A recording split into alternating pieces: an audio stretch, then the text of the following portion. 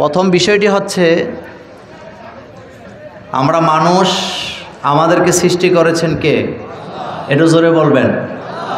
আল্লাহ পাক। আপনি যদি জ্ঞানী হতে চান, আপনি যদি জ্ঞান নিতে চান, তাহলে কার কাছ থেকে নিতে হবে?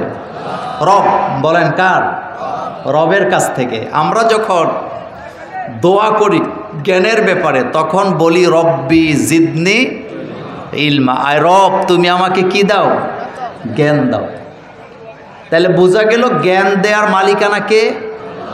আল্লাহ পাক। আপনি যদি শিক্ষা গ্রহণ করতে চান, তাহলে আল্লাহটাই নিতে হবে।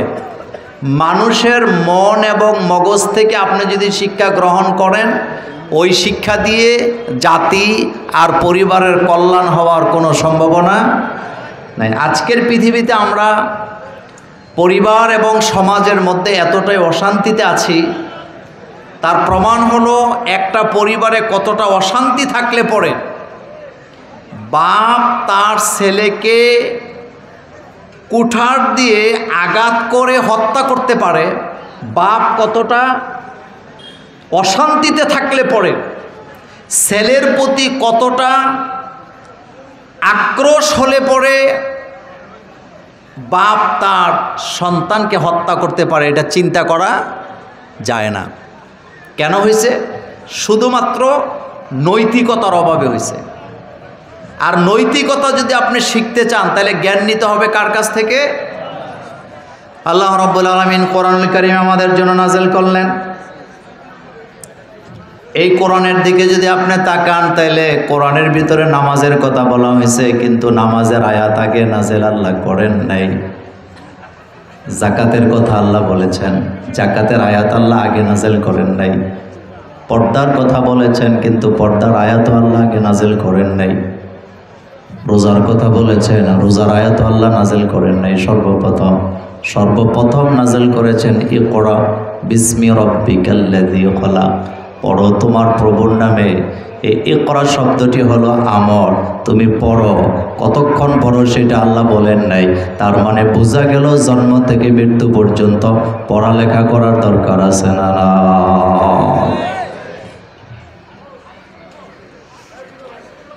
জ্ঞান নিতে হবে রবের কাছ থেকে। মানুষের তৈরি করা জ্ঞান দিয়ে আপনি সমাজ আর রাষ্ট্রকে পরিবর্তন করতে পারবেন না।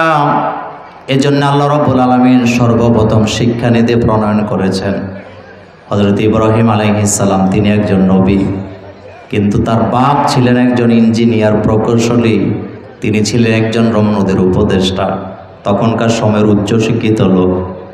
কিন্তু ইব্রাহিম আলাইহিস সালামের আব্বার কাছে রবের দেয়া জ্ঞান নাই।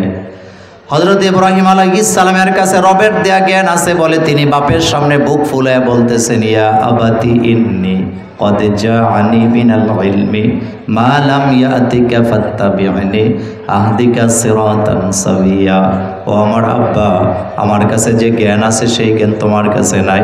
তুমি আমাকে অনুসরণ করো, আমি তোমাকে সোজা রাস্তা দেখায় দেব। এই আয়াত দ্বারা প্রমাণ হয় মানব মণ্ডলী যদি সোজা রাস্তা পেতে চায়, আল্লাহর কোরআনের জ্ঞান নেওয়ার দরকার আছে না?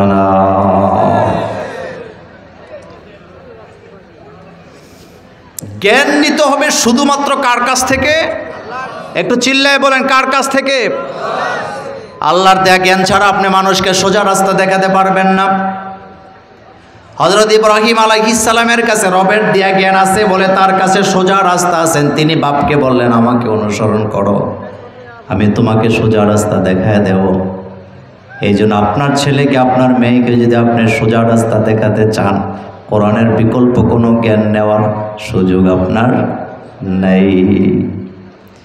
এই কোরআনের ব্যাপারে রাসূল কারীম সাল্লাল্লাহু আলাইহি ওয়াসাল্লাম বলেছেন, মান ক্বালা বিহি সাদাকা। এই কোরআন দিয়ে যারা কথা বলে তারাই সত্য কথা বলে।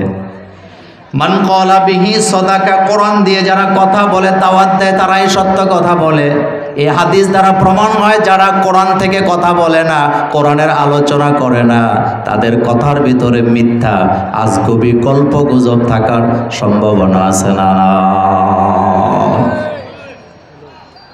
রাসূল বললেন, মান ক্বালা বিহি সাদাকা, কোরআন দিয়ে যারা কথা বলে তারা সত্য কথা বলে। কিন্তু কষ্টের জায়গাটা ওই জায়গায় মেম্বরে বসে বসে যদি সারা জনম নিজের মন মগজ থেকে বানানো কথা বলা হয়, মুসল্লিদের মধ্যে একটা লোক পাওয়া যাবে না যিনি ইমাম সাহেবের খতিবের বিরুদ্ধে কথা বলে, কিন্তু কোরআন সামনে নিয়ে কোরআনের আয়াতের দলিল দিয়া যখন কোরআনের আইনের ব্যাপারে খতিব সাহেব বক্তৃতা দেয়, কিছু কিছু লোকের মাথা গরম হয়ে যায়, ইমামের বিরুদ্ধে দাঁড়ায় যায়। এমন ঘটনা বাংলাদেশেও আছে না?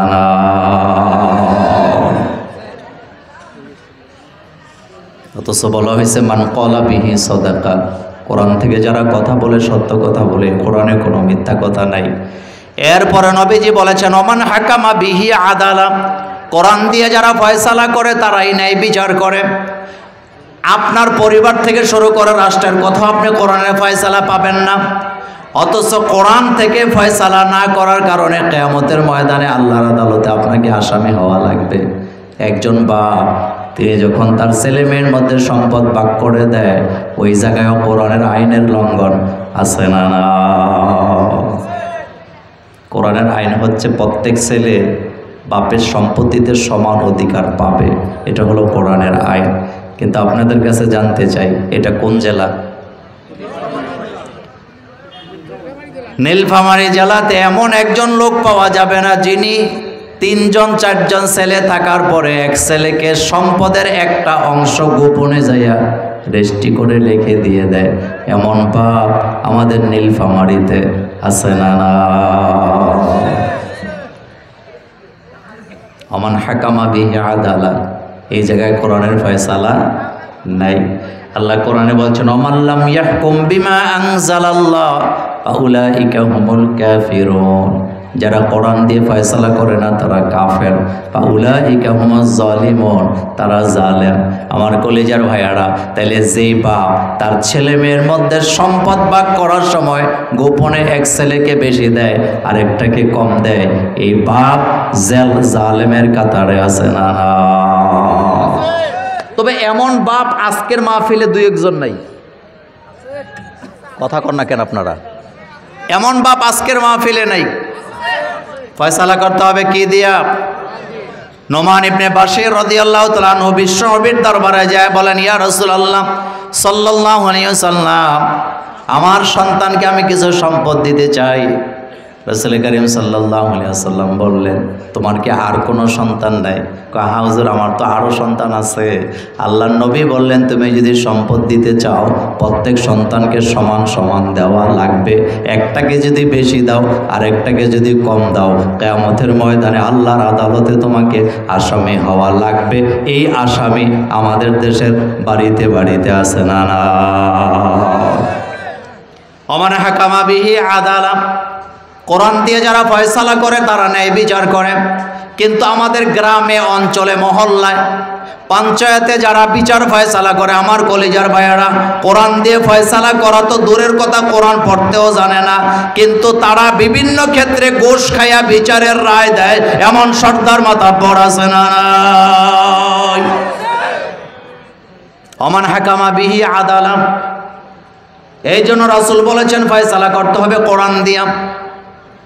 এই কোরআনের জ্ঞান যতক্ষণ পর্যন্ত বাপের কাছে, সন্তানের কাছে, ছেলের কাছে, মেয়ের কাছে, স্ত্রীর কাছে না থাকবে, একটা পরিবারে, একটা সমাজে শান্তি প্রতিষ্ঠা করা সম্ভব হবে না। এই জন্যই বলা হয়েছে রব্বি জিদনি ইলমা, জ্ঞান নিতে হবে কার কাছ থেকে? রব বলেন কার কাছ থেকে? আমাদেরকে সৃষ্টি করেছেন কে? এই জন্য আপনি আল্লাহ পাকের কাছ থেকে আপনাকে জ্ঞান নেওয়া লাগবে। অন্য কারো কাছ থেকে জ্ঞান নিয়ে সফলতার মুখ দেখার কোনো সম্ভাবনা নাই। তো যাই হোক, আজকে আমরা কোরআনুল কারীমের একটি সূরার একটি আয়াত আমরা আলোচনা করব ইনশাআল্লাহ। কোরআনুল কারীমের সূরাতুন নিসা, বলেন কোন সূরা?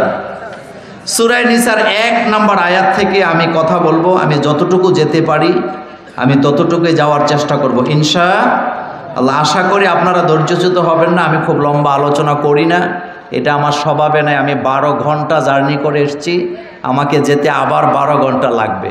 তো যেহেতু চলে আসছি, আমি আপনাদের সামনে কিছু কথা বলে যাব ইনশাআল্লাহ। প্রথম কথা হচ্ছে, এই পৃথিবীতে যত কিতাব আছে সমস্ত কিতাবের মূল হচ্ছে কোরআনুল কারীম। বলেন কি? আসমানি কিতাব কয়টা? মাত্র 4টা। জোরে বলেন কয়টা? 104টা। তার ভিতরে প্রধান কয়টা? তার ভিতরে মুকাম্মাল কয়টা? একটা। মুকাম্মাল কয়টা? আলিয়াউমা আকমালতু লাকুম দীনাকুম ওয়া আতমামতু আলাইকুম নি'মা। আল্লাহ কোরআনে বলছেন আমি তোমাদের জন্য এই কিতাবকে পরিপূর্ণ করে দিলাম। এটা মুকাম্মাল শরীয়ত। কিয়ামত পর্যন্ত শরীয়তের ভিতরে নতুন কিছু যোগ করার সুযোগ নেই, কিচ্ছু লাগবে না, সব কমপ্লিট। আলিয়াউমা আকমালতু লাকুম দীনাকুম, আমি তোমাদের জন্য দিনকে পরিপূর্ণ করে দিলাম। দিন মানে জীবন বিধান। তোমাদের জন্য যা যা প্রয়োজন কিয়ামত পর্যন্ত আমি সবটা এখানে লিপিবদ্ধ করে দিয়েছি। সুবহানাল্লাহ পড়েন। এই কোরআন হচ্ছে মূল কিতাব। এই কোরআনকে ব্যাখ্যা করে শেষ করা যাবে না। কোরআনের ব্যাখ্যা কত বড়! আল্লাহ কোরআনে নিজেই বলেছেন ওয়ালাউ আন্না মা ফিল আরদি মিন শাজারাতিন আকলামু ওয়াল বাহরু ইয়ামুদ্দুহু মিন বা'দি সাবআতু আবহুরিম মা নাফিদাত কালিমাতুল্লাহ। আল্লাহ বলেন এই কোরআন আমি এত সুন্দর করে তোমাদের জন্য নাজিল করলাম, তোমরা যদি এই পৃথিবীতে যত গাছপালা আছে সব কেটে যদি কলম বানাও, সমুদ্র মহাসমুদ্রের পানিগুলো যদি কালি বানায় দাও, লিখতে যদি শুরু করে দাও, লিখতে লিখতে তোমার কলম কালি শেষ হয়ে যাবে, আল্লাহর কালামের ব্যাখ্যা করে শেষ করা যাবে না। এই কোরআনকে আমরা বাপ মারা গেলে খতম পড়ি। আপনাদের এই নীলফামারীতে পড়ে না? কথা একটু জোরে বলেন ভাই। বাপ মারা গেলে খতম পড়াই, মা মারা গেলে খতম পড়াই, দাদা মারা গেলে দোয়া পড়াই কোরআন দিয়া, অথবা বিপদে পড়লে মসজিদে যে দোয়া পড়াই কোরআন দিয়া। কিন্তু কোরআন দিয়া জীবন চালাতে রাজি না এই মুসলমানের সংখ্যা কম না বেশি? এই কোরআনটাকে আমরা বানাইছি কি জানেন? মানুষ মারা গেলে এটা দিয়ে দোয়া পড়াবে। অথচ কোরআন আসছে হুদাল্লিন নাস, মানুষের হেদায়েতের জন্য এই কিতাব। এ মানুষ বললে শুধু মুসলমান বুঝায় না, এই কোরআনটা সমগ্র পৃথিবীর সমস্ত মানুষের জন্য নাজিল করেছেন কে? আমাদের বাংলাদেশ একটা ভুল ওয়াজ ছড়ায় আছে। ওয়াজের ময়দানে অনেকে বলে মুসলমানের কোরআন, মুসলমানের নবী, মুসলমানের আল্লাহ। আপনাদের কাছে জানতে চাই কোরআন কি শুধু মুসলমানের জন্য নাজিল হয়েছিল নাকি? না, আল্লাহ বলছেন হুদাল্লিন নাস, সমগ্র পৃথিবীর মানুষের হেদায়েতের জন্য কোরআন নাজিল করলাম। এখন আপনাদের কাছে জানতে চাই আল্লাহ রব্বুল আলামিন কোরআন নাজিল করলেন মানুষের হেদায়েতের জন্য, তো নবী যে পাঠাইলেন, নবী কি শুধু মুসলমানের নবী না সমগ্র পৃথিবীর নবী? যিনি আমার আল্লাহ তিনি কি শুধু মুসলমানের রব নাকি সমস্ত জাহানের রব? কুল আউযু বিরাব্বিন নাস মালিকিন নাস ইলাহিন নাস। নবীকে আল্লাহ পাক বলছেন হাবিব আপনি বলেন আমি আশ্রয় চাই মানুষের রবের কাছে। মানুষ বললে শুধু নীলফামারীর মানুষ বোঝায় না, মানুষ বললে শুধু টুপিওয়ালা দাড়িওয়ালা বোঝায় না, মানুষ বললে শুধু মুসলমান বোঝায় না। এই মানুষ বলার ভিতরে সমগ্র পৃথিবীর মানুষের কথা আছে না নাই? এই জন্য আল্লাহ কোরআন নাজিল করলেন হুদাল্লিন নাস, এটা হলো মূল কিতাব, আপনাকে এটাকেই মানতে হবে। আল্লাহর নবী সেজন্য বলেছেন খায়রুকুম মান তাআল্লামাল কুরআন ওয়া আল্লামাহু, তোমাদের মধ্যে ওই ব্যক্তি শ্রেষ্ঠ যে ব্যক্তি নিজে কোরআন পড়ে অন্যকে কোরআন পড়ায়। দেখেন কথা, ওই ব্যক্তি তোমাদের সমাজে শ্রেষ্ঠ যিনি নিজে কোরআন পড়ে অন্যকে কোরআন শিক্ষা দেয়। কিন্তু আমরা কোরআন শিক্ষা দেওয়ার চাইতে অন্য অন্য বিষয়ে ছেলে মেয়ের পেছনে অনেক বেশি দৌড়াদৌড়ি আছে না? কোরআন যে কি বিস্ময়কর কিতাব! রাসূল করিম সাল্লাল্লাহু আলাইহি ওয়াসাল্লামের উপরে কোরআন নাযিল হচ্ছেন। আল্লাহ রাসূল কোরআন মুখস্থ করতে যায়, কোরআন মুখস্থ করতে যায় জিহ্বাটাকে সব নাড়াচ্ছেন ওড়াচ্ছেন। আল্লাহ জানায় দিচ্ছেন লা তুহাররিক বিহি লিসানাকা লিতাআজালা বিহি, হাবিব কোরআন মুখস্থ করার জন্য জিহ্বাটাকে এত বেশি নাড়াচাড়া করার দরকার নেই। আমার জিবরাইল আপনাকে একবার কোরআন তেলাওয়াত করে শোনায় দিবে, আপনি আমার জিবরাইলের সাথে একবার তেলাওয়াত করবেন, আপনার কলিজার ভিতরে পুরা কোরআন আমি আল্লাহ জমায় দেব। এই পৃথিবীতে কোন ধর্মের ধর্মীয় গ্রন্থ তার অনুসারীরা মুখস্থ করেছে, আপনি একজনের নাম বলতে পারবেন না। কিন্তু আপনি কি জানেন বর্তমান পৃথিবীতে হাফেজের সংখ্যা 6.5 কোটি ছাড়াই গেছে। সুবহানাল্লাহ, বাড়ির যে কইেন আর কি, কয় কোটি? 6.5 কোটি। ইংলিশ মিডিয়ামে বাচ্চারা ভর্তি হয়, সকালবেলা গোশত দিয়া ভাত খায়, দুপুরবেলা গোশত খায়, ডিম খায়, রাতের বেলা দুধ খায়, গোশত খায়, এরপর একটা কবিতা মুখস্থ করতে পারে না। কিন্তু আপনি হেফজখানাগুলোতে যায় দেখেন, গরিবের সন্তানেরা, ইতিম বাচ্চারা হেফজখানায় লেখাপড়া করে। হেফজখানার সকালবেলার নাস্তা হলো আলু ভর্তা ডাল। কথা কয় না কেন? কি হেফজখানা, যেটা হেফজখানা এতিমখানা বলেন, এতিমখানার সকালবেলার নাস্তা আলুর ভর্তা, কোনো সন্দেহ আছে? ডাল তো ডাল, এত পাতলা ডাল মুসুরি খুঁজে পাওয়া যায় না। পানি আর পানি। এখন আপনি আমার কথা খেয়াল করেন, পোলাও খায়া, কুরমা খায়া, জর্দা খায়া, গোশত খায়া একটা কবিতা মুখস্থ রাখতে পারে না। কিন্তু হেফজখানায় যায় দেখেন এতিম বাচ্চারা পাতলা ডাল আলুর ভর্তা খায়া মাত্র 4.5 মাসে 30 পারা কোরআনের হাফেজ হয়। হাজার হাজার ঘটনা আছে না? এই কোরআনকে আপনি অন্য শিক্ষার সাথে মিলাইলে হবে না। কোরআন এমন এক বিস্ময়কর কিতাব, এই কোরআন আপনি যখন তেলাওয়াত করেন আপনার ইমানের চেতনা বাড়ায় দেন কে? আল্লাহ কোরআনে বলছেন ইন্নামাল মুমিনুনা আল্লাযীনা ইযা যুকিরাল্লাহু ওয়াজিলাত কুলুবুহুম ওয়া ইযা তুলিয়াত আলাইহিম আয়াতুহু যাদাতুহুম ঈমানা। আমার দেশের ঢাকা ভার্সিটির কিছু শিক্ষার্থী আর শিক্ষক আছে, যখন পয়লা বৈশাখ আসে তাদের চেতনা দেখা দেয়, যখন 21শে ফেব্রুয়ারি আসে তাদের বাংলার চেতনা দেখা দেয়। কিন্তু মুসলমানের চেতনা জাগ্রত হয় তখন কোরআনের আয়াত তাদের কানে তেলাওয়াত করে শোনায়া দেওয়া হয় যখন। এটা মোল্লার কথা না, আল্লাহর কথা। দেখেন পয়লা বৈশাখের দিন ঢাকাতে দেখলাম মিছিল হইতেছে, নারী পুরুষ ছেলে মেয়ে আবাল বিদ্যা বনিতা একাকার। মিছিলের ভিতরে মুখোশ পরা হয়েছে কিসের? ময়ূরের।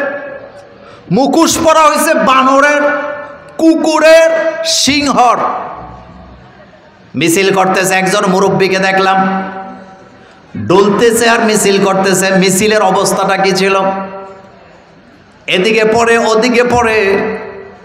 জিজ্ঞেস করা হয়েছে আপনি এমন করেন কেন? কোন পহেলা বৈশাখ নিজের বাংলা ভাষায় জন্য এমন করি। আমার কলেজের ভাইয়েরা, এই চেতনার আসল ইতিহাস আমরা অনেকেই জানি না। আজকে একটু বলে দিয়ে যাই, এই চেতনার সাথে আমাদের নিজেদের কোনো সম্পর্ক নেই। পহেলা বৈশাখ জিনিসটা কি? পহেলা বৈশাখ সর্বপ্রথম পালন হয়েছে এদেশে যখন জমিদারি প্রথা ছিল। কি প্রথা? মুরব্বীরা কথা বলেন, কি প্রথা? জমিদারি প্রথা যখন এদেশে ছিল, যখন খাজনা আদায় করতে যায় মানুষের উপর অত্যাচার করা হতো, সারা বছর অত্যাচার করে খাজনা আদায় করে, পহেলা বৈশাখের দিন কিছু জিলাপি টিলাপি নিয়ে মানুষকে খাওয়াইয়া টাওয়াইয়া মাথার মধ্যে মুছা দিয়ে বলছে যাও এখন খুশি হইয়া বাড়িতে চলে যাও। ওইটা যখন বিলুপ্তি হয়ে গেছে তখন আসছে কি আপনার শুভ হাল খাতা। কি খাতা? শুভ হাল খাতা। এটা কি? ওই যে সারা বছর বাকিটা কি দিছে, এখন বছর শেষে টাকাটা উঠানোর দরকার আছে না নাই? এটা আপনাদের নীলফামারী দিয়ে হয় না? হয়। সারা বছর যেটা বাকি দিছে এটা ওই পয়লা বৈশাখের দিন সবার কাছ থেকে কি করে আদায় করার জন্য একটা শুভ হাল খাতা করে জিলাপি মিষ্টি টিষ্টি খাওয়ায়া টাকাটা আদায় করত। এটা হচ্ছে পয়লা বৈশাখের অবস্থা। পয়লা বৈশাখ নিয়ে আমার কোনো অ্যালার্জি নেই, এটা আমার বাংলাদেশের হিসাব, এটা আমাদের বাংলাদেশের কি বাংলা হিসাব। কিন্তু আপনাদের কাছে আমার একটা প্রশ্ন, পয়লা বৈশাখ এটা কি বাংলা হিসাব, বাংলা ক্যালেন্ডারের হিসাব না ইংরেজি ক্যালেন্ডারের হিসাব? এটা কোন দেশ? জোরে বলেন। বাংলাদেশ। আমরা বাংলাকে ভালোবাসি কি বাসি না? আচ্ছা, আপনাদের ব্যাংকে অ্যাকাউন্ট আছে না? আছে। আপনার একটা ব্যাংকে অ্যাকাউন্ট আছে দিনাজপুর অথবা আপনার বরবিটাতে, যেখানেই ব্যাংক আছে আপনার একটা অ্যাকাউন্ট আছে। আপনি যখন অ্যাকাউন্টে চেকটা লিখেন টাকা উঠাবার জন্য, তো কোনার মধ্যে সই দেওয়া লাগে না, তারিখ দেওয়া লাগে না? লাগে। যেই জায়গায় তারিখটা লিখতে হয় ওই জায়গায় যদি আপনি বাংলা মাসের তারিখ দিয়ে টাকা উঠাইতে যান, ব্যাংক থেকে টাকা উঠাইতে পারবেন? আসতে কইছেন পারবেন? আপনি যদি বাংলা বৈশাখ মাসের ডেট দিয়া চেকটা যদি ক্যাশে নিয়ে জমা দেন, ডাইরেক্ট বলে দিবে এটা তারিখটা ভুল, তারিখ ঠিক করে আনেন। আপনি বলবেন ভাই আমার বাড়ি বাংলাদেশে, আমি বাংলায় চেতনায় বিশ্বাস করি, বাংলাকে ভালোবাসি, তো সুতরাং তুমি এখানে বাংলা লিখছি ভুল বলতেছো কেন? এবার এই চেক ম্যানেজারের কাছে পাঠাবে, ম্যানেজার বলবে ভাই এত কথা বুঝি না, আগে ইংরেজি লেখবা না, যতক্ষণ চেক পাস করা হবে না ততক্ষণ। তার মানে বোঝা গেল মুখে মুখে বাংলার চেতনার কথা বইলা সব জায়গায় ইংরেজির ব্যবহার আছে না? না, কথা কি বুঝতেছেন আপনারা? এখানে ধোঁকাবাজি আছে না নাই? কিন্তু আমাদের চেতনা হলো লা ইলাহা মুহাম্মাদুর।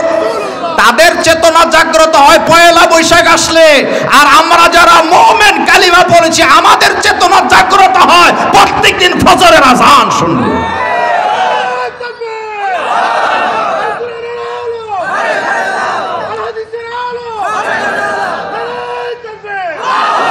যখন ফজরের আযান দেয় আমরা কি ঘুমাই না? আমরা জাগ্রত হই।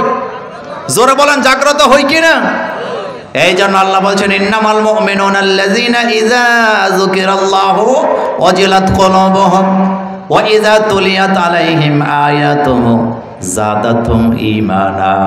মুমিনরা যখন আমার জিকির করে তাদের কলিজাগুলি আমার ভয়েতে কম্পিত হয়ে যায়, আর তাদের কানে যখন আমি আমার আল্লাহর কোরআনের তেলাওয়াত করে শোনানো হয় তাদের হৃদয়ের ঈমান জাগ্রত হয়ে যায়। সুবহানাল্লাহ।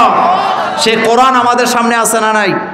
আছে। তো আজকে আমরা সেই কোরআনুল কারীমের সূরাতুন নিসার সর্বপ্রথম আয়াত, আমি শানে নজুল দেব না, আমি ডাইরেক্ট আলোচনাটা করতে চাই আপনাদের সামনে। সূরাতুন নিসার প্রথম আয়াত আসেন, আগে একটু তেলাওয়াত করি তারপরে আলোচনা করব ইনশাআল্লাহ। পড়েন আমার সাথে, আউযু বিল্লাহি মিনাশ শাইতানির রাজীম, বিসমিল্লাহির রহমানির রহিম। ইয়া আইয়ুহান নাসুত্তাকু রাব্বাকুমুল্লাযী খলাকাকুম মিন নাফসিন ওয়াহিদা ওয়া খলাকা মিনহা যাওজাহা ওয়া বাসসা মিনহুমা রিজালান কাসীরান ওয়া নিসাআ واتقوا الله الذي تساءلون به والأرحام إن الله كان عليكم رقيبا। এমন একটি আয়াত, এই আয়াতের সর্বপ্রথম শিক্ষা হলো এখানে মুত্তাকিদের পরিচয় দেওয়া হয়েছে। 2 নম্বর, আমাদের যে মূল আছে, আমাদের মূল কি সেই পরিচয়টাই আয়াতে দেওয়া হয়েছে। 3 নম্বর, পরিবার নীতি, পরিবার কোত্থেকে আসলো, স্বামী স্ত্রীর ভালোবাসাটা কেমন হওয়া দরকার, কোরআনুল কারীমের এই আয়াতে বলে দিয়েছেন কে? আল্লাহ পাক। তো আসেন এই ব্যাপারে কিছু কথা বলি। সূরাতুন নিসা এটা মদিনায় নাজেল হয়েছে, বিসমিল্লাহ দিয়ে আল্লাহ সূরাটা নাজেল করলেন। প্রথম আয়াতের দিকে তাকান, আল্লাহ পাক বলছেন ইয়া আইয়ুহান নাস, ও দুনিয়ার মানুষেরা, ইত্তাকু, ভয় করো, রব্বাকুম, তোমাদের রবকে, তোমাদের স্রষ্টাকে। তাকওয়া, এই যে কয়দিন আগে রোজা গেল, রমজান গেছে না কয়েকদিন আগে? রমজান গেছে। তো রমজান আসছিল কেন? যাতে করে আমরা তাকওয়াবান হতে পারি। তো তাকওয়া জিনিসটা কি আপনাদেরকে আমি আগে একটু বলি। আমরা কিন্তু তাকওয়াটা বুঝি না। তাকওয়া মানে হলো হৃদয়ের ভিতরে আল্লাহর ভয় জাগ্রত থাকা। কারো হৃদয়ে যদি আল্লাহর ভয় জাগ্রত না থাকে, আপনি যদি তার পোশাক আশাক চেঞ্জ করে দেন, তাহলে এই লোকের দ্বারা ভালো কাজ হওয়ার কোনো সম্ভাবনা নাই। দেখেন, আমি একবার কুমিল্লা থেকে বাসে উঠলাম, এসি বাসে, রয়্যাল কোচ। তো গাড়িতে যখন উঠলাম, ঢাকা এবং কুমিল্লার মাঝামাঝি একটা জায়গা আছে গৌরীপুর। ওই জায়গাতে যখন গাড়িটা আসছে, গাড়িটা পুলিশে আটকাইছে। রমজানের মাস, পুরা গাড়ির প্রত্যেকটা সিট ফিল আপ। ওই গাড়ির ভিতরে প্যান্ট শার্ট পরা লোক আছে, আমার মতো পাঞ্জাবি টুপিওয়ালা লোক আছে, হরেক রকমের মানুষ আছে। পুলিশ গাড়ি থামাইয়া গাড়ির ভিতরে ঢুকলেন। ঢুকে কোনো প্যান্ট শার্টওয়ালা লোককে কিছু বলে নাই, সাধারণ কোনো যুবককে কিছু বলে নাই, আমার মতো যারা নর্মাল হুজুর তাদেরকেও কিছু বলে নাই। গাড়ির ভিতরে একটা লোক ছিল, তার টুপিটা সাদা, তার দাড়িগুলা সাদা, তার চুলগুলা সাদা, তার পাঞ্জাবিটা সাদা, তার পরনের লুঙ্গিটাও সাদা। পুলিশ ওখানে এসে এই টাইপের লোক, যেই লোকের লুঙ্গি সাদা, যেই লোকের টুপি সাদা, দাড়ি সাদা, এই লোকটাকে ধরে গাড়ি থেকে নামাই নিয়ে গেছে। আমার কাছে খুব খারাপ লাগলো ব্যাপারটা। দেখতে ফেরেশতার মতো ধপধপে সাদা একটা মানুষ, যিনি সাদা লুঙ্গি পরে, যিনি সাদা পাঞ্জাবি পরে, সাদা টুপি পরে, দাড়িগুলোও সাদা, যার জামা কাপড়ের মধ্যে কোনো ময়লা নাই, দাগ নাই, এমন একটা লোকের পুলিশ ধরে নিয়ে গেল। এটা একটা কথা হইল নাকি? আমি বাসের কন্ডাক্টরকে বললাম, ভাই, গাড়ির ভিতরে সবচেয়ে ভদ্রলোকটাই পুলিশ ধরে নিয়ে গেল, এটা একটা কথা হইল, কারণটা কি? কন্ডাক্টর কয়, হুজুর, এটা ভদ্রলোক না, এটা হলো ইয়াবা ব্যবসায়ী। আপনারা কি সজাগ আছেন? কি ব্যবসায়ী? ইয়াবা ব্যবসা করে।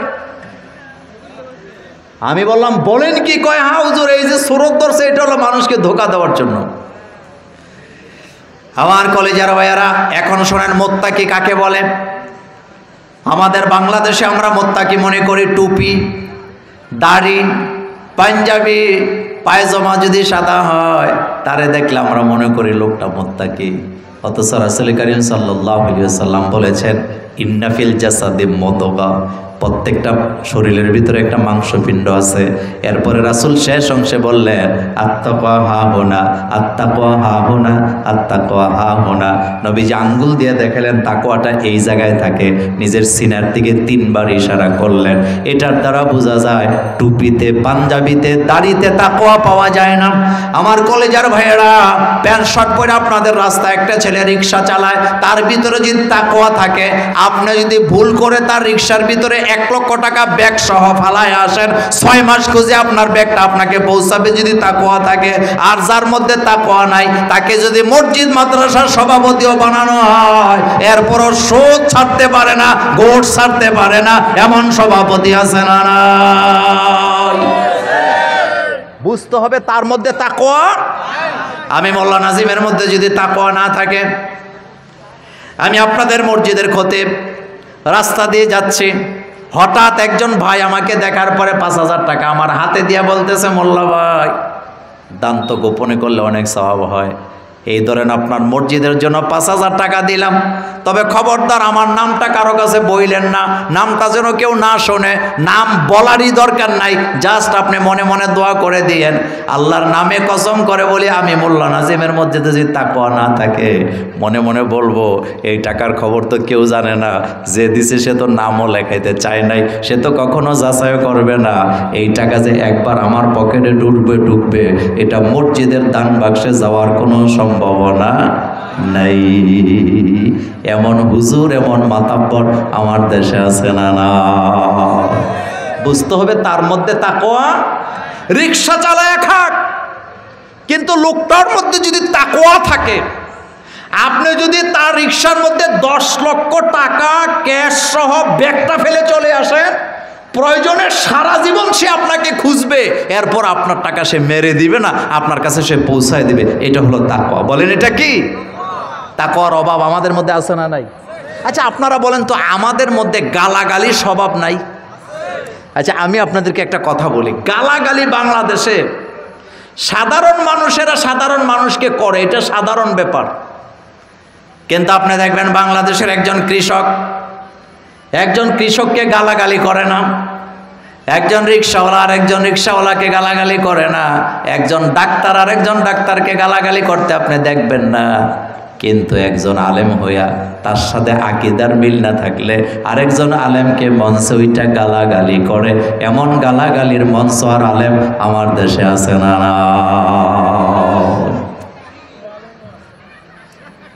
গালাগালি করা এটা হচ্ছে মুনাফিকের আলামত। বলেন কিসের আলামত? আপনারা কি গালাগালি বুঝেন তো? আপনারা কি আমার ভাষা বুঝেন?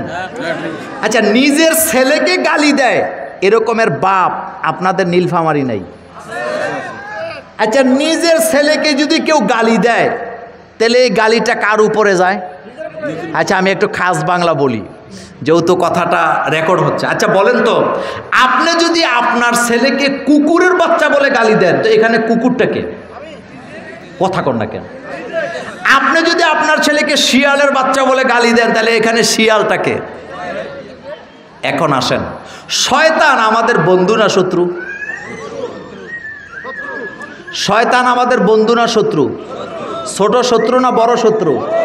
কিন্তু আপনি আশ্চর্য হবেন, বুখারী মুসলিমের হাদিসে রাসূল করিম সাল্লাল্লাহু আলাইহি ওয়াসাল্লাম বলেছেন, লা তাসুব্বুশ শাইতান, খবরদার শয়তানকেও গালি দিও না। তবে শয়তানের ওয়াসওয়াসা থেকে আল্লাহর কাছে পানা চাও, শয়তানকে গালি দিও না। রাসূল বলতেছে শয়তানকেও গালি দিও না, বরং তার ওয়াসওয়াসা থেকে আল্লাহর কাছে পানা চাও।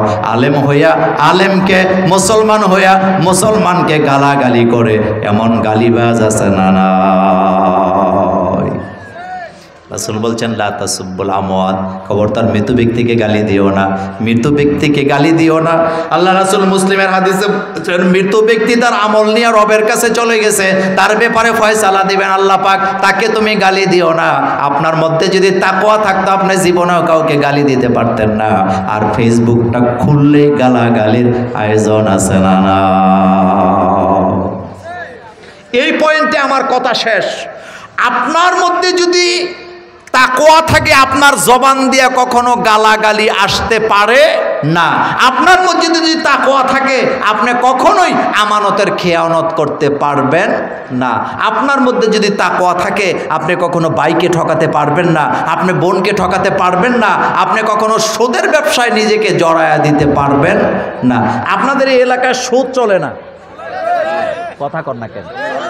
সুদ আছে না নাই? আছে। নামাজ পড়েন নাই, একটা গুনাহ হবে। যাকাত দেন নাই, একটা অপরাধ হবে। হজ করেন নাই, একটা অপরাধ হবে। কিন্তু সুদ খাইছেন, অপরাধ একটা না ৭০টা। এই জন্য এই সুদ থেকে বাঁচার দরকার আছে না? নাই। তাহলে আল্লাহ পাক এখানে আমাদেরকে বলছেন, ইত্তাকু রব্বাকুম, তোমরা তোমাদের রবকে কি করো? ভয় করো। এরপরের আয়াত আল্লাহ পাক বলছেন, আল্লাযী খলাকাকুম মিন নাফসিন ওয়াহিদা। এখন আমি মূল আলোচনায় ঢুকলাম।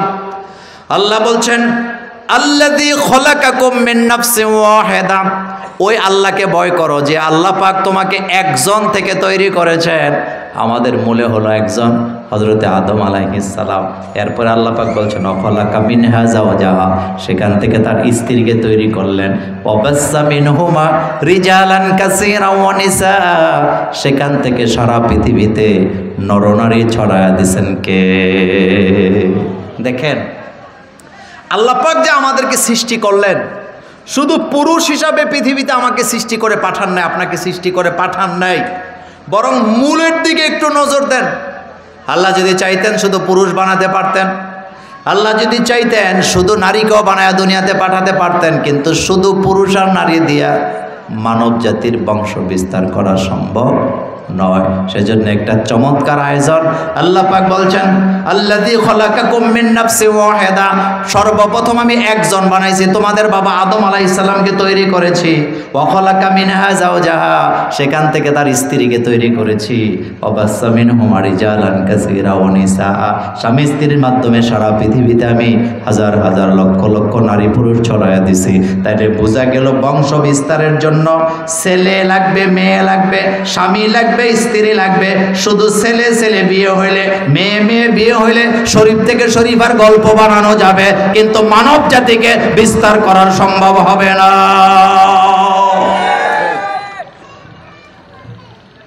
একটা কথা মনে রাখবেন, আমাদের ঢাকায় কুমিল্লা একটা প্রবাদ বাক্য আছে, গাদা পানি খায় তবে, এটা আপনাদের এলাকায় বলে কি বলে? গাদা পানি খায় তবে কিভাবে খায়? মানে ঘোলা করে খায়, এটাই তো কথা নাকি? আচ্ছা আসেন, স্বামী স্ত্রী অর্থাৎ নারী পুরুষে বিয়ে হবে, সেখান থেকে সন্তান জন্ম নিবে স্বাভাবিক প্রক্রিয়ায়। এই প্রক্রিয়া সৃষ্টি করেছেন কে? হযরত আদম আলাইহিস সালামকে আল্লাহ পাক দুনিয়াতে বানায় নাই। আদম আলাইহিস সালামকে আল্লাহ পাক সর্বপ্রথম বানাইছেন জান্নাতে। সেখানে বানায় আল্লাহ ঘোষণা দিয়েছেন, ইয়া আদম মুসকুন আনতা ওয়া যাওজুকাল জান্নাহ ওয়া কুলা মিনহা রাগাদান হাইসু শি'তুমা। আল্লাহ পাক আদম আলাইহিস সালামকে জান্নাতে বানায়া বললেন, আদম তুমি তোমার স্ত্রীকে নিয়ে জান্নাতে থাকো, যেটা ইচ্ছা সেটাই যাও, লা তাকরাবা হাযিহি শাজারা, ওই যে গাছটা দেখা যায় ওই গাছের নিকটে তুমি যাইও না। এখন আপনাদের কাছে আমার প্রশ্ন, হযরতে আদম আলাইহিস সালাম আর হাওয়া আলাইহিস সালাম তারা তো সর্বপ্রথম জান্নাতে ঘর সংসার করছেন, কিন্তু সেখানে কি তাদের কোনো ছেলে মেয়ে আছে? জোরে বলেন। একজনও নাই। কিন্তু যখন আল্লাহ তাদেরকে নামিয়ে দিলেন পৃথিবীতে আসার পরে তারা যখন দোয়া করলেন, আল্লাহর কাছে দোয়া কবুল হয়ে গেছে। রব্বানা যালামনা আনফুসানা ওয়া পড়েন, রব্বানা যালামনা আনফুসানা ওয়া ইল্লাম তাগফির লানা ওয়া তারহামনা লানাকুনান্না মিনাল খাসিরিন। কি অসাধারণ কথা! রব্বানা, আমার রব, আমাদের রব, জলামনা, আমরা জুলুম করেছি, আনফুসানা, আমাদের নফসের উপরে। আমরা আপনার কথা শুনিনি, আপনার কথা অমান্য করার কারণে আমাদের এই শাস্তি হয়েছে, দুনিয়াতে নেমে আসলাম। আল্লাহ পাক এই কথাটা এখানে বলেছেন, আদম আর হাওয়াকে যখন আমি দুনিয়াতে নামায়া দিছি, এখন তাদের বাচ্চা হওয়া শুরু হয়ে গেছে। তবে এক একবারে দুইটা করে বাচ্চা দিছেন কে? বাসসা মিনহুমা রিজালান কাসীরা ওয়া নিসা, সারা পৃথিবীতে আমি নারী পুরুষ দিয়ে ছড়াই দিছি। সুবহানাল্লাহ পড়েন। এখন শোনেন আমার কলিজার ভাইয়েরা, নারী আর পুরুষে যদি বিয়ে হয় সন্তান হবে, সেই সন্তান ছেলেও হতে পারে, সেই সন্তান মেয়েও হতে পারে। কিন্তু পুরুষে পুরুষে যদি বিয়ে হয়, এটা সন্তান হবে না, এটা জিনা হবে। এটা কি শুধু সাধারণ জিনা হবে না, জঘন্য জিনা হবে? আজকে শরীফ থেকে শরীফার গল্প যারা আমাদেরকে শোনাতে চায়, তারা মূলত ইনডাইরেক্টলি এখানে সমকামিতার প্রমোট করতে চায়। এই ধরনের গল্প মুসলমানের সন্তানের জন্য পড়া জায়েজ নেই। এখন শুনেন, প্রতিবাদ একটা শব্দ আছে না, প্রতিবাদ। প্রতিবাদ যদি করতে পারেন সমস্বরে একসাথে, তাহলে প্রতিবাদের রেজাল্টটা ভালো পাবেন। প্রতিবাদ যদি আপনি একা একা করেন, আপনার প্রতিবাদে কাজ নাও হতে পারে। এই জন্য প্রতিবাদ করা লাগবে, একটু খেয়াল করেন। আল্লাহ রাসূল বলছেন, মান রাআ মিনকুম মুনকারান ফালিয়ুগাইয়িরহু বিয়াদিহি ফাইল্লাম ইয়াস্তাতি ফাবিলিসানিহি ফাইল্লাম ইয়াস্তাতি ফাবিকলবিহি ওয়া যালিকা আদাফুল ঈমান। আল্লাহ রাসূল বলেছেন, তোমাদের সমাজে যখন কোনো অন্যায় তোমরা দেখবা, সর্বপ্রথম বলা হয়েছে হাত দ্বারা বাধা দিবা। হাতে যদি না পারো জবান দিয়ে বাধা দিবা, জবানে যদি না পারো তাহলে মনে মনে পরিকল্পনা করবা বা ঘৃণা করবা। এখন আপনাদের কাছে আমার প্রশ্ন, যদি সারা বাংলাদেশের 16 কোটি মুসলমানেরা যে কোনো অন্যায়ের প্রতিবাদ যদি আমরা একসাথে করতে পারি, সফলতা আসার সম্ভাবনা আছে না? না। এই যে কয়েকদিন আগে বাংলাদেশে একটা নাটক বানাইছিল, আপনাদের মনে আছে না? হ্যাঁ, রূপান্তর বলেন, নাটক শুনছেন না আপনারা? আচ্ছা, ওইটা নিয়ে আমার কোনো কথা নাই। এই নাটকের স্পন্সর করেছিলেন ওয়ালটন। কথা কি শুনতেছেন? তো ওয়ালটন কিন্তু একটা কথা বলে, আমরা বাংলাদেশের পণ্য। ওকে, ভালো কথা, ওইটা নিয়ে আমার কথা নেই। কিন্তু এই নাটক, রূপান্তর নাটকের স্পন্সর করলেন ওয়ালটন কোম্পানি। করার পরে বাংলাদেশের এই যে কলেজ ভার্সিটির ইউনিভার্সিটির ছেলেরা মেয়েরা একযোগে ফেসবুকে এটার প্রতিবাদ করলেন। তারা সেখানে বললেন, ওয়ালটন যদি সমকামিতাকে প্রমোট করা, তাদের ব্যাপারে স্পন্সর করা বন্ধ না করে আজকের পরে ওয়ালটনের কোনো পণ্য খরিদ করা হবে না। এই প্রতিবাদ কি একজন দুইজনে করছিল না, লক্ষ লক্ষ ছেলে মেয়েরা করছিলেন?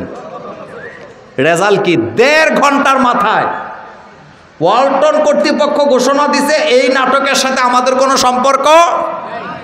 এখানে শেষ নয়, যে নাটকে অভিনয় করছে সেও লাইভে এসে বলছে আমার সাথে আমি বুঝাই অভিনয় করি নাই, আমি আমার আল্লাহকে ভালোবাসি, ওই জায়গায় আমার কথা নয়। এখন আপনাদের কাছে আমার প্রশ্ন হলো, আমার কলেজের ভাইয়েরা, ওয়ালটন কর্তৃপক্ষ যদি সমকামিতা প্রমোট করতে যায়, একটা নাটককে স্পন্সর করার কারণে যদি আপনারা প্রতিবাদ করে সেটা বন্ধ করতে পারেন, তাহলে আমার বইয়ের ভিতরে যে ভুলভ্রান্তি আছে, শিক্ষার নামে যে কুশিক্ষাগুলি ঢুকানো হয়েছে, সব জায়গায় জায়গায় প্রতিবাদ করার দরকার আছে না? না, আমার কথার ভিতরে আপনি রাজনীতি খোঁজার চেষ্টা করবেন না। আচ্ছা, আমরা যে মাদ্রাসা বানাইছি, এটা একটা মাদ্রাসা না? কথা কন না কেন? আচ্ছা, আমরা কি মাদ্রাসা বানাইছি হারমোনিয়াম শিক্ষা দেওয়ার জন্য না কোরআন হাদিস শিক্ষা দেওয়ার জন্য? কোনো সন্দেহ আছে? মাদ্রাসায় কোরআন পড়ানো হয় আমার কলেজের ভাইয়ারা, কেন পড়ানো হবে না? মাদ্রাসার ব্যাপারে কবি বলেছেন, মাদ্রাসা হায় বাগে জান্নাত মুআল্লিম হায় মিসলে গুল, মাদ্রাসা হায় বাগে জান্নাত মুআল্লিম হায় মিসলে গুল, শহদ উসমে ইলমে দিন হায় তলেবা হায় বুলবুল। মাদ্রাসা হলো জান্নাতের বাগান, সেই বাগানের ফুল হলো উস্তাদগণ, সেই বাগানের মৌমাছি হলো তলিবুল ইলমেরা, আর সেই বাগানের মধু হলো কোরআন এবং হাদিস। তো মাদ্রাসার ভিতরে কোরআন হাদিস শিক্ষা দেওয়া হয়, এই জন্য এটার নাম মাদ্রাসা, যেখানে দার্স দেওয়া হয় কোরআন এবং হাদিসের। কথা ঠিক কিনা? কিন্তু কেউ যদি আমাদের বইয়ের ভিতরে হারমোনিয়াম শিক্ষা দিতে চায় মাদ্রাসার বইয়ে, আপনারা কি এটা মানবেন? আজকে মানবেন? কিন্তু প্রতিবাদ তো হয় নাই। মাদ্রাসার মধ্যে হাজার হাজার আলেম আছে, কিন্তু প্রতিবাদ হয় নাই। কেন হয় নাই? মনে মনে চিন্তা করে যদি প্রতিবাদ করি, যদি চাকরিটা চলে যায় খামো কি? এখন আপনাদের কাছে আমার প্রশ্ন, আমাদের রব কে? রিজিক দাতা কে? রিজিক দেয় কে? রিজিক তো আল্লাহ দেয়। আচ্ছা বলেন তো, মুসা আলাইহিস সালামের সাথে ফেরাউনের যে দ্বন্দ্বটা শুরু হয়েছিল, এটা কি জায়গা জমি নিয়ে প্রথম শুরু হলো না রব নিয়ে শুরু হলো? রব। ফেরাউন ঘোষণা দিল, আনা রব্বুকুমুল আলা, আমি তো বড় রব, আমার উপরে আর কোনো রব নাই। ফেরাউন বলতেছিল আমি বৃষ্টি দিই, আমি বৃষ্টি থামাই।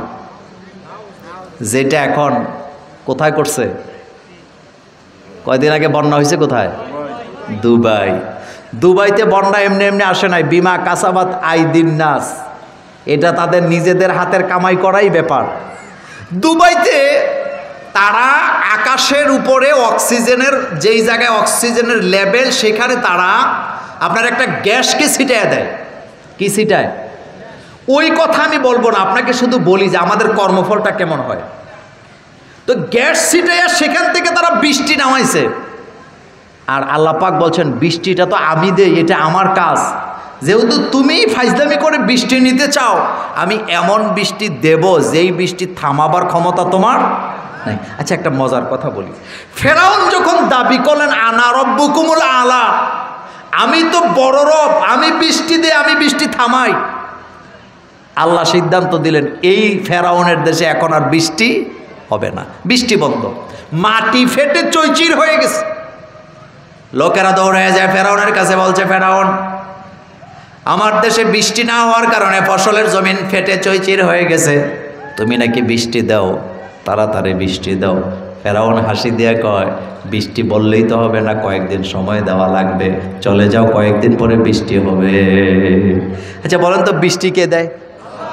ফেরাউন কি বৃষ্টি দিতে পারে? কিন্তু সময় চাইছে। ফেরাউন বলতেছে আমাকে 2-1 দিন সময় দাও, বৃষ্টি হবে। কিন্তু আল্লাহ কোরআনে বলছেন আমি যখন বৃষ্টি নামাতে যে আমার 1 সেকেন্ডের দেরি লাগে না, সময় নেওয়া লাগে না। আল্লাহ কোরআনে বলছেন ইজা আরাদা শাইআন আইয়াকুলা লাহু কুন ফায়াকুন, আমি যখন এরাদা করি কোনো জিনিস করার জন্য আমি শুধু বলি কোন, আমি কোন বলতে দেরি হয়, ফায়াকুন হয়ে যেতে দেরি হয় না। ফেরাউন সময় নিলেন বৃষ্টির জন্য, কারণ ফেরাউনের হাতে চাবি নাই। চাবি কার কাছে? রাতের বেলা জঙ্গলে যায়, ফেরাউন বলতেছে আল্লাহ আমি তো জানি আমার বৃষ্টি নামাবার ক্ষমতা নাই, তোমার কাছে প্রার্থনা করি আমি তো দুনিয়াতে একটা ক্ষমতা নিয়ে আসি, দয়া করে বৃষ্টিটা দিয়া দাও। বাংলাদেশে একটা কথা আছে, চোর যখন চুরি করে কিছু আলামত কি রেখে যায়। ফেরাউন কিন্তু বৃষ্টি দেওয়ার কথা বলছে, কিন্তু বৃষ্টি কখন থামাতে হবে এটা ফেরাউন বলতে পারে না, এটা যোগ্যতার মধ্যে নাই। কোন জায়গায় কখন কতটুকুন বৃষ্টি দেওয়ার দরকার এটা জানেন কে? তো বৃষ্টির জন্য বলে আসছে যে আল্লাহ বৃষ্টি দাও, তো আল্লাহ তো সবার দোয়াই কবুল করে। আচ্ছা বলেন তো, ইবলিশের দোয়া আল্লাহ কবুল করে নাই? তো ফেরাউনের দোয়াও কবুল হয়েছে, বৃষ্টি শুরু হয়েছে। এখন ফেরাউন তো এই কথা বলে নাই যে আল্লাহ বৃষ্টি থামাই দিও। ফেরাউন চলে আসছে, বৃষ্টি চলতেছে, বৃষ্টি হতে হতে এলাকায় বন্যা হয়ে গেছে। এখন লোকেরা দৌড়ে গেছে, যাই বলতেছে ফেরাউন এটা কেমন অত্যাচার, তোমাকে বলেছিলাম বৃষ্টি নামাবার জন্য, এত বৃষ্টি দিতে তো বলি নাই, বৃষ্টি থামাও। ফেরাউন বলতেছে বললেই তো থামে না, চলে যাও, সময় হলে থামায় দেব। লোকেরা বলেন ডুবে গেছে দেশ, তাড়াতাড়ি বৃষ্টি থামাও। ফেরাউন কয় একদিন সময় লাগবে। কয়দিন? লোকেরা চলে গেছে। রাতের বেলা ফেরাউন আবার বৃষ্টিতে ভিজে জঙ্গলে যায়, আল্লাহর কাছে বলতেছে আল্লাহ তুমি ছাড়া বৃষ্টি থামাবার ক্ষমতা কারো নাই। আপনারা তো জানেন দুবাই একটা মুসলমান দেশ, কিন্তু আশ্চর্য হবেন তারা তাদের নিজেদের ব্যবসা বাণিজ্য নিজের দেশের অর্থনীতিকে চাঙ্গা রাখার জন্য এমন এমন কাজ কর্মকে তারা বৈধতা দিয়েছেন যেটা মুসলমানের সাথে যায় না। এই যে আকাশের মধ্যে গ্যাস ছিটাইয়া বৃষ্টি নামানো, অক্সিজেনের মাত্রাকে সেখানে কমায় দিয়া তাপমাত্রা বাড়ায় বৃষ্টি নামানো, এটা যারা আবিষ্কার করেছিলেন তারাও এটা গ্রহণ করেন নাই। কিন্তু মুসলমানের দেশ এটাকে গ্রহণ করার কারণে যেই দেশে গত ৭৫ বছর যাবৎ বন্যা দেখে নাই লোকেরা, সেই দেশের রাস্তায় ঘাটে লক্ষ লক্ষ কোটি কোটি টাকার পানি বন্যার পানিতে ভেসে গেছে গাড়িগুলা। এই গাড়িগুলার মালিক সেই গাড়িটা হেফাজত করার চেষ্টাও করে নাই। গজব এমনি এমনি আসে না, আরো অনেকগুলো কারণ ছিল, সেটা আমি বললাম না, সেদিকে আমি গেলাম না। আমার কলিজার ভাইয়েরা, গজব তো তখন আসে যখন দেশের মধ্যে পাপাচার বেড়ে যায়, যখন দেশের মধ্যে অনৈতিকতা বেড়ে যায়, জিনা বেড়ে যায়, ব্যভিচার বেড়ে যায়, ওই দেশের ভিতরে আল্লাহর গজব আছে না নাই? আল্লাহ রাসূল বলেছেন একটা দেশে যখন 3টা জিনিস বেড়ে যায়, কয়টা? 3টা জিনিস যখন বেড়ে যায় সেই দেশে আল্লাহ গজব নাজিল করেন। তার ভিতরে একটা হলো জিনা, একটা হলো জিনা। আমার কলেজার ভাইয়েরা, জিনা এখন এমন পর্যায়ে গেছে, আপনি যদি ডাইনে বামে তাকায় দেখেন প্রত্যেকটা জায়গায় জায়গায় এখন জিনার কর্মসূচি আছে না? সব জায়গায় জিনা পাবেন আপনি, সব জায়গায় জিনা। আচ্ছা জিনা একটা ছেলে একটা মেয়ের সাথে শুধু অবৈধ সম্পর্কের নাম জিনা, নাকি চোখ দিয়ে দেখাটাও জিনা? মুখ দিয়া বলাটাও জিনা, অশ্লীলতা ছড়ায় দেয় আমার কলিজার ভাইয়েরা। এই জিনা যদি আপনি বন্ধ না করতে পারেন, মহামারী বন্ধ করতে আপনি পারবেন না। একটা দেশে যখন জিনা হয় সেই দেশের মধ্যে মহামারী নাজিল করেন কে? আল্লাহ রাসূল বলছেন জিনা এত বড় অপরাধ, জিনার কারণে একটা ব্যক্তির এমন রোগ হয়, অচেনা রোগ হয়, যে রোগ তার দেশের মধ্যে নাই, যে রোগ তার বংশের লোকের মধ্যেও নাই, জিনার কারণে সেই গজব আল্লাহ দেয়। জিনা এত মহামারী, জিনা এত মারাত্মক অপরাধ, যেই দেশের লোকেরা জিনা ছাড়তে পারে না, আল্লাহ নবী বলেন সেই দেশে আকাশ থেকে গজব নাজিল করে আল্লাহ মানুষকে মাটির সাথে মিশায়া দেয়। কওমে লূত বলেন কি? সমকামিতা, পুরুষে পুরুষে বিয়া, এটা মূলত কওমে লূত থেকে আসছে। হযরতে লূত আলাইহিস সালাম তিনি বারবার জাতিকে সতর্ক করেছিলেন এই সমকামিতার ব্যাপারে, কিন্তু তারা সতর্ক হয় নাই। কবি এখানে বলেছেন কার্দে কাউমে লূতেরা জের ও জবর, অর্থাৎ কাউমে লুতকে আল্লাহ পাক উলট পালট করে দিলেন। রাতের বেলা গজব আসে, জিব্রাইল আমিনকে আল্লাহ পাক বলেন যাও, কাউমে লুতের লোকেরা আমার উপরে ঈমান আনে না, তারা নৈতিকতায় বিশ্বাস করে না, তারা জিনাকে ছাড়তে পারে না, যাও তাদেরকে জমিনটা উল্টায়া দাও রাতের বেলা। জিব্রাইল ফেরেশতা বলতেছে আল্লাহ এখানে তো কিছু ভালো মানুষও আছে, জমিনটা যদি উল্টাইয়া দেয় ভালো মানুষগুলোর কি হবে? আল্লাহ তখন ঘোষণা দিলেন যেই সমাজের ভালো মানুষেরা খারাপ কাজের অপরাধের বিরোধিতা করে না, যেই দেশের জনপদের লোকেরা ভালো মানুষগুলা তারা যখন অন্যায়ের প্রতিবাদ করে না, এই ধরনের লোক সমাজে বাঁচায় রেখে কোনো লাভ নাই, তাদেরকে শুদ্ধা উল্টে দাও। আল্লাহ নবী বলেন দোয়া কবুল হওয়ার যত না হওয়ার যতগুলা কারণ আছে তার ভিতরে সবচেয়ে বড় কারণ হলো মানুষেরা যখন অন্যায়ের প্রতিবাদ করতে ভুলে যায়, যারা অন্যায়ের প্রতিবাদ করে না তাদের দোয়া আল্লাহর দরবারে কবুল হয় না। এই যে আপনারা চিল্লাইতেছেন দোয়া কবুল হয় না, দোয়া কবুল হয় না, দোয়া কবুল হয় না, দোয়া কবুল না হওয়ার যতগুলা কারণ তার ভিতরে একটা কারণ হলো আমরা যখন অন্যায়টা দেখি কিন্তু প্রতিবাদ করি না, ওই ধরনের লোকের দোয়া আল্লাহর দরবারে কবুল হয় না। আচ্ছা আপনারা যারা মুরব্বী আছেন, আজ থেকে 30 বছর 40 বছর 50 বছর আগে রাস্তাঘাটে যখন দুই লোক ঝগড়া লাগতো অথবা এলাকায় যখন কারো বাড়িতে ডাকাইত আসতো, চোর আসতো, যখন তারা চিল্লানি দিতেন চোর বলে, সারা এলাকার মানুষ লাঠি সোটা নিয়ে তসলাইট নিয়ে ওই বাড়ির দিকে যেত কি যেত না? এখন আর যায়নি, এখন আর যায়? দেখেন অমানবিকতা কোথায় গেছে। রাস্তার মধ্যে আপনার দোকান, দোকানের মধ্যে আগুন লাগছে, আপনার ইসলাম বলতেছে কারো বাড়িতে যদি আগুন লাগলে তুমি সেখানে যাবা, আগুন নিবাবা, পানি দিবা, দোয়া পড়বা, তোমার কাছে যদি কিচ্ছু না থাকে থুতু দিয়া সেখানে আল্লাহর নাম নিয়ে থুতু দিবা, আগুন আল্লাহ নিভাইয়া দিবে। কিন্তু বর্তমানের অবস্থাটা এমন হয়েছে কারো বাড়িতে যদি আগুন লাগে আগুন নিভাইতে কেউ চায় না, কেউ পানিও দেয় না, থুতুও দেয় না, দোয়াও পড়ে না, বরং মোবাইল ফোনটা চালু কইরা ভিডিও করে। এই অমানবিকতা আমাদের দেশে এখন আছে না? না, কথা কন না কেন? আচ্ছা আপনার পাড়াপড়শি বাড়িতে যদি আগুন লাগে তাহলে আপনার ভিডিও করা দায়িত্ব নাকি আগুন নিভাবার দায়িত্ব? কিন্তু এখন কি আগুন নিভায় নাকি আপনার কি বলে ভিডিও করে? কোনটা করে? রাস্তার মধ্যে দুই ব্যক্তি মারামারি লাগছে। আচ্ছা আপনাদেরকে একটা হাদিস বুঝাই। আমি মসজিদের ভিতরে এতেকাফে বসলাম, রমজানের মাস। হাদিসে আসছে যারা এতেকাফ করে আল্লাহ তাদেরকে মাসুম করে দেয়। যেমন এখানে আমার ছোট ভাই রাশেদ আছে, আমি এতেকাফে বসছি, ও রাস্তায় আছে, এতেকাফে বসে নাই, ও রাস্তায় যেয়ে দেখছে দুইটা লোকে ঝগড়া করতেছে। এখন ও ওই দুই লোকের ঝগড়া থামাইয়া তাদেরকে মিলাইয়া দিছে, কোলাকুলি করায় দিছে। আর আমি 10 দিন রমজানের শেষ দশকে এতেকাফ করলাম। আচ্ছা আপনাদের কাছে জানতে চাই, সওয়াব কি রাশেদের বেশি হবে না আমার বেশি হবে? কথা কন না কেন? কার বেশি হবে? রাসূল বলছেন এতেকাফ করার চাইতে দুই ভাইকে মিলিয়ে দেওয়া এখানে সবচেয়ে বেশি সওয়াব। আগের দিনে 2 জনের ঝগড়া লাগলে 10 জন যায় 2 জনকে থামাইতো, ধরতো, ঝগড়া মিটাইয়া দিত, মিলাইয়া দিত। আর এখন যখন 2 জনে মারামারি লাগে কেউ থামায় না, বড় জোর দাঁড়ায় দাঁড়ায় ভিডিও করে। এমন ঘরে ঘরে সাংবাদিক আছে না? না। তাহলে বোঝা গেল অন্যায়ের প্রতিবাদটা আমরা কি ভুলে গেছি? অন্যায়ের প্রতিবাদ আমাদের মধ্যে কি নাই? না থাকার কারণে আল্লাহর আযাব এবং গজব আমাদের উপরে আছে না নাই? আযাব গজব আছে। আমার কলিজার ভাইয়েরা, এই জন্য রাসূল বলছেন অন্যায়ের প্রতিবাদ করতে হবে। তো আমাদেরকে নারী এবং পুরুষ থেকে সৃষ্টি করেছেন কে? আল্লাহ পাক। এটা একটা স্বাভাবিক প্রক্রিয়া, আল্লাহ আমাদেরকে সৃষ্টি করেছেন। তো আমি যাই হোক, আমি আর সামনের দিকে কথাটা বাড়াতে চাই না। আমার কলিজার ভাইয়েরা, রাত এখন 1টার কাছাকাছি।